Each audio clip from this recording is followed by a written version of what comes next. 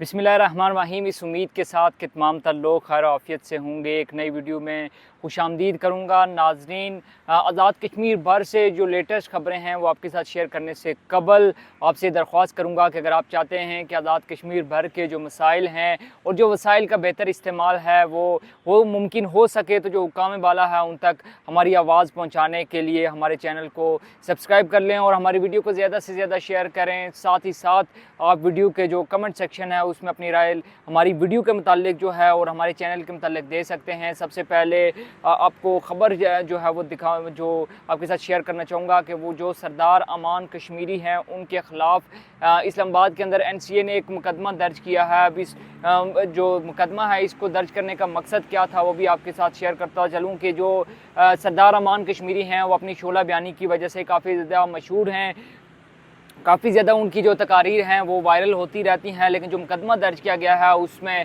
मौक़िफ़ इख्तियार किया गया है कि सरदार अमान कश्मीरी उन्होंने इदारों के ख़िलाफ़, रियासत पाकिस्तान के ख़िलाफ़ इश्तियाल अंगेज़ी दिलाई, उन्होंने रियासत मुखालिफ नारे लगाए और साथ ही साथ जो है जो अवामी इज्तिमात हैं उनके अंदर पाकिस्तान मुखालिफ जो सरगर्मियाँ हैं उसके अंदर वो हिस्सा लेते रहे हैं। इस हवाले से अवामी एक्शन कमेटी के जो मेंबर हैं शौकत नवाज़ मीर, उन्होंने अपना मौक़िफ़ दिया है और उन्होंने कहा कि जो सरदार अमान कश्मीरी हैं वो ना तो कोर कमेटी, अवामी एक्शन कमेटी की जो कोर कमेटी है उसके मेंबर हैं, ना ही जो अवामी एक्शन कमेटी है वो इस तरह के नारों को सपोर्ट करती है। ये उनका इनफरादी तौर पर जो नारा है वो तो हो सकता है, या उनकी इनफरादी तौर पर सोच तो हो सकती है, लेकिन इसका अवामी एक्शन कमेटी से कोई ताल्लुक़ नहीं है। अवामी एक्शन कमेटी ना तो पाकिस्तान के ख़िलाफ़ थी, ना तो रियासत पाकिस्तान के ख़िलाफ़ और ना ही जो अफवाज पाकिस्तान है उसके ख़िलाफ़ है। ज़ाहिर सी बात है, इसमें कोई शक नहीं है कि जो सरदार अमान कश्मीरी हैं वो अपनी शोला बयानी की वजह से, अपनी जो तेज़ व तुंद तकारीर हैं उसकी वजह से जाने जाते हैं। लेकिन अब देखना यह है कि जो NCA ने मुकदमा दर्ज किया है इस्लामाबाद के अंदर, आया उनकी गिरफ्तारी अमल में लाई जाती है या वो बेज़मानत है उसके लिए वो अप्लाई करते हैं, उसके लिए जो है कानूनी जो रास्ता है उसको इख्तियार करते हैं।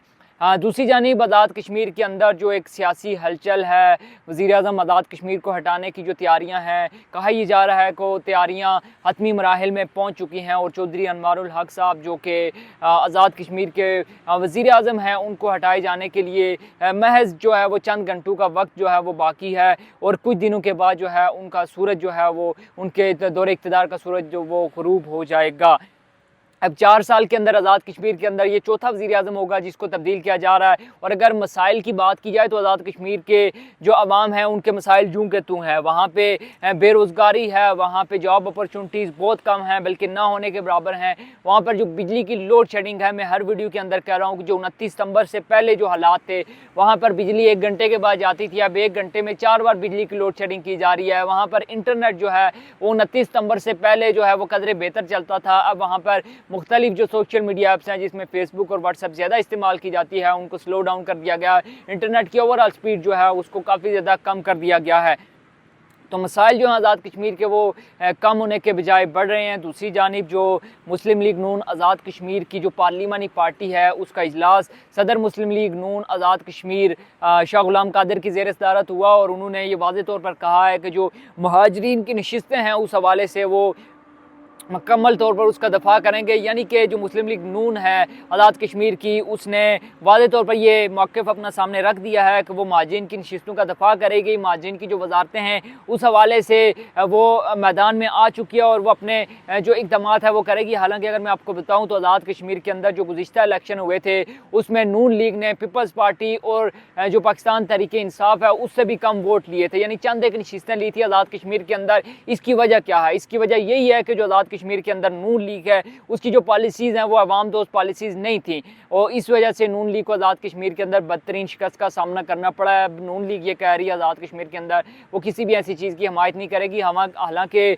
अगर देखा जाए तो अवामी एक्शन कमेटी के जो 29 सितंबर की एहतजाज की कॉल थी उसमें एक बड़ी तादाद में अवाम जो है वो बाहर निकली थी। उसने अवाम जो ये जो महाजिन की 12 नशिस्तें हैं इनके खात्मे के हवाले से अपना दो टोक मौक़िफ़ जो है वो हुक्मरानों के सामने, सियासी जमातों के सामने रखा था। अब देखना यह है कि आज़ाद कश्मीर के अंदर ये जो हिजानी की कैफियत है, ये जो आप कह सकते हैं कि जो सियासी अदम इस्तेकाम का शिकार है हमारी जो रियासत आज़ाद कश्मीर, इस हवाले से कब तक इक़दाम होते हैं, आज़ाद कश्मीर की हुकूमत कब तक तब्दील की जाती है, क्योंकि 4 से 5 वज़रा ऐसे हैं जो इस्तीफ़ा दे चुके हैं, जिसमें वज़ीर इत्तला थे आज़ाद कश्मीर के पीर मज़द सईद शाह, उन्हें इस्तीफ़ा दिया। फिर उसके बाद जो वज़ीर ख़ज़ाना थे माजिद खान, जो कि पेशावर के अंदर ज़्यादा पाए जाते हैं, महाजरीन की नशिस्तों पर मुंतखब हुए थे। वज़ीर खुराक जो थे उनने इस्तीफ़ा दिया था। उसके बाद वज़ीर स्पोर्ट्स जो आज़ाद कश्मीर हैं उनने इस्तीफ़ा दिया था। और अब मज़ीद इस्तीफ़ों की गूंज भी जो है वह हमें सुनाई दे रही है और आने वाले चंद घंटों में ये कहा जा रहा है, बल्कि बहुत से लोग दावा कर रहे हैं कि आज़ाद कश्मीर के अंदर जो हुकूमत है उसकी तब्दीली के लिए जो अमल है उसको मुकम्मल कर लिया जाएगा। और मुमकिन तौर पर जो इस वक्त स्पीकर हैं आज़ाद कश्मीर कानून साज असम्बली के चौधरी लतीफ़ अकबर, उनको जो है वो वज़ीर आज़म अगला आज़ाद कश्मीर का चौथा वज़ीर आज़म बनाया जा सकता है। और यही हालात रहे तो 5 साल के अंदर 5 वज़ीर आज़म हमें तब्दील होते हुए नज़र आएंगे। 1 साल बाकी है इलेक्शन के अंदर। तमाम तर पार्टियाँ जो हैं वो अपनी इलेक्शन की तैयारियाँ तो कर रही हैं, साथ ही साथ अवामी एक्शन कमेटी के हवाले से भी अब हम पाया जाता है कि क्या अवामी एक्शन कमेटी कोई नई सियासी जमात बनाकर इलेक्शन के अंदर हिस्सा लेगी या किसी मखसूस सियासी जमात को वो सपोर्ट करके जो इलेक्शन है उसके अंदर मैदान में उतरेगी। अब इस हवाले से अवामी एक्शन कमेटी के जो मेम्बरान हैं उनसे जब भी बात करने की कोशिश की गई तो उन्होंने कहा कि इस हवाले से कुछ भी कहना कबल वक्त होगा, जब जो बिगल है बजेगा इलेक्शन का तो तब ही फैसला किया जाएगा। लेकिन हमें अवामी एक्शन कमेटी मैदान में उतरती हुई तो नज़र नहीं आ रही, लेकिन किसी सियासी जमात जिसमें ज़्यादा चांसेस हैं कि वो पाकिस्तान तहरीक इंसाफ को सपोर्ट करते हुए हमें इलेक्शन के अंदर नज़र आ सकते हैं। बहरहाल आज़ाद कश्मीर के अंदर जो भी मसाइल हैं उस हवाले से आपके साथ जो है वो वीडियोज़ गाहे बगाहे शेयर करते रहेंगे।